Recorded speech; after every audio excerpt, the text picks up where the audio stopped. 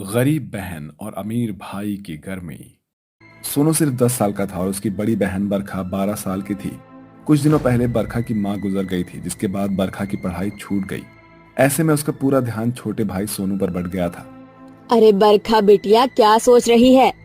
कुछ नहीं सरिता मौसी, सोच रही हूँ कुछ काम कर लूँ।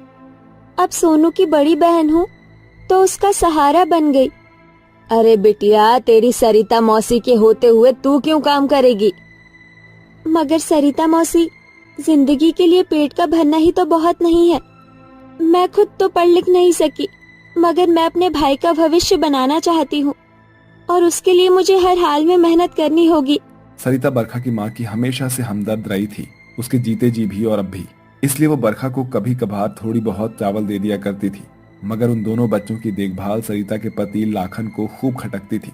फिर किसी के खातिर भला कोई क्यों अपना घर खराब करना चाहता। सरिता बरखा को काम दिलाने के लिए ईंट की भट्टी पर ले आती है, जहाँ कई गरीब गर्मी में पसीने से तरबतर होकर ईंट बना रहे थे। जयराम जी की मदन भाई। जयराम जी की सरिता बहन, कहो कैसे आना हुआ आपका? मदन भाई, ये बरखा है, इसे भी अपनी ईंट की भट्टी पर कोई काम दे दो। मदन बरखा को बच्चा जानकर कहता है, अरे भला ये बच्ची मेरे ईंट की भट्टी पर क्या काम कर सकेगी? कद काठी की भी कच्ची है, न ईंट बना सकेगी और ना ही ईंट को ढो सकेगी। इसके लिए यहाँ पर कोई काम नहीं है। काम की आस छीनती देखकर बरखा की आंखों में आंसू भर जाते हैं और वो वहीं खड़ी होकर मदन के आगे काम देने के लिए गिड़गिड़ाने लगती है। ऐसा मत कहो काका, मुझ गरीब बहन के ऊपर मेरे भाई की भूख मिटाने और उसका भविष्य बनाने की जिम्मेदारी है। मुझे काम पर रख लो। ठीक है, मगर अपनी नन्ही सी नजर इधर उधर घुमाकर जरा देख लो, इतनी गर्मी में ईंट की भट्टी का भभका झेल नहीं सकोगी। काका, भूख और गरीबी हर हालत झेलना सिखा देती है। उस गरीब लाचार बहन की ये बात मदन के मन में घर कर गई और उसने बरखा को काम पर रख लिया। उस दिन कड़कती धूप में बरखा सारा दिन धूप और गर्मी में भट्टी पर ईंट ढोती रही। बदले में उसे 200 रुपए मिले। दिन भर पसीना बहाने के बदले सिर्फ 200 रुपए? इतने कम पैसे में अपने भाई का भविष्य कैसे संवार पाऊंगी? मुझे और ज्यादा मेहनत करनी होगी। बरखा ने अपने माथे का पसीना पोंछा और पैसे लेकर घर आ गई, जहां सोनू चौखट पर बैठकर रो रहा होता है। अपनी बहन को देखकर सोनू उसके सीने से सटकर बोल पड़ता है, दीदी, तुम मुझे छोड़कर कहाँ चली गई थी? मुझे बहुत जोर से भूख लगी है।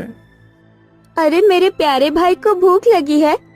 चल, तेरे लिए तेरी मनपसंद मूंग दाल की खिचड़ी बनाती हूँ। इसके बाद वो गरीब बहन लकड़ियों की आंच जोड़कर चूल्हे पर खाना बनाने लगती है। थोड़ी ही देर में पूरा घर गर्मी से भर जाता है, जिससे सोनू कलप कर कहता है, दीदी, मुझे बहुत जोर से गर्मी लग रही है। कितना अच्छा होता ना अगर गर्मी हम गरीबों के घर आती ही नहीं। मगर सोनू, ऐसा क्यों? क्योंकि अमीरों के घर में गर्मियों के लिए फ्रिज, एयर कंडीशनर, ये सब कुछ होता है और हम गरीबों के घर में तो कुछ भी नहीं होता। पता नहीं भगवान ने हमें गरीब क्यों बनाया है। सोनू मेरे भाई, जा, तू चौखट पर बैठ जा। बाहर ठंडी हवा चल रही है। जब खाना बन जाएगा तो मैं तुझे आवाज लगा दूंगी। बरखा अपने भाई सोनू को बाहर हवा खाने के लिए भेजकर खुद गर्मी के चूल्हे पर खाना बनाती है। ऐसे ही दिन बीतते जाते हैं। भाई का भविष्य बनाने की चिंता में उस गरीब बहन की जिंदगी ईंट की भट्टी से लेकर घर लौटकर भाई की खिदमत में बढ़ गई थी। जल्द ही पैसे जोड़कर बरखा ने सोनू को अच्छे से स्कूल में दाखिला करवा दिया था। सोनू चाव से पढ़ता चला गया और मासूम बरखा भी मेहनत करती चली गई। जैसे जैसे दिन गुजरता चला गया, सोनू की ख्वाहिशें बढ़ती गई। उसे इस बात से कोई वास्ता नहीं रह गया कि उसकी बहन भट्टी पर किस कदर गर्मी और गरीबी की मार झेलकर पैसे कमाती थी। उसे बस अपने शौक पूरे करने की पड़ी थी। और वो दिन भी आ गया जब दोनों भाई बहन पूरी तरह से बड़े हो गए थे। उस रोज बरखा घर पर ही थी। जब कॉलेज से आते ही सोनू कुड़कुड़ करने लगा, ओ गॉड दीदी, कितनी गर्मी है यहाँ, और ऊपर से पंखा भी एकदम मर मर के चल रहा है। हाँ मेरे भाई, बहुत ज्यादा गर्मी है, इसीलिए गर्मी तेरे सर पर चढ़कर बोल रही है। मैं तेरे लिए आम पन्ना बनाती हूँ। बरखा जल्दी से कच्ची कैरियों से आम पन्ना बनाकर सोनू को देती है। यक, एकदम गरीबों वाला स्वाद है इसका, मुझे नहीं पीना ये। ऐसा कहते हुए सोनू गुस्से में भरी ग्लास को जमीन पर फेंक देता है, जिससे बरखा सोनू को एक थप्पड़ मारती है। ये क्या किया तूने? एक बार भी तूने ना सोचा कि तेरी गरीब बहन गर्मी में खून पसीना बहाकर 4 पैसे कमाकर घर चलाती है? क्या कुछ नहीं किया तेरे लिए मैंने? ऐसा भी क्या कर दिया आपने मेरे लिए, सिवाय ये गरीबी और घिसी पिटी जिंदगी देने के। अब वैसे भी अब मेरी गवर्नमेंट जॉब लग गई है, अब मुझे आपके साथ गरीबी में जिंदगी गुजारने की जरूरत नहीं है ना, जा रहा हूं मैं। ये कहकर सोनू अपनी बड़ी बहन को छोड़कर वहां से चला जाता है और शिखा से शादी करके उसके साथ एक बड़े बंगले में रहने लगता है। सोनू की जिंदगी शिखा के साथ मजे से कट रही थी। वहीं गरीब बेचारी बहन धूप भरी गर्मी में जंगल से लकड़ियां काट कर लाती है तो कहीं जाकर घर का चूल्हा जलता है। ऐसे ही दिन बीतते गए। एक दिन शिखा बातों ही बातों में सोनू से पूछ बैठती है, सोनू, तुमने बताया था तुम्हारी एक बड़ी बहन है, जब तुम शहर सेटल्ड हो जाओगे तो वो वहाँ क्यों है? शायद उन्हें गांव में ही रहना पसंद हो, इसलिए। सोनू, क्यों ना हम समर वेकेशन के लिए तुम्हारे गांव चले, इसी बहाने दीदी से मिलना भी हो जाएगा। शिखा के बोलने पर सोनू उसे लेकर गांव आ जाता है, जहां घर पर कुंडी चढ़ी देखकर सोनू पड़ोस में रहने वाली विमला से पूछता है, विमला काकी, मेरी बहन को देखा क्या?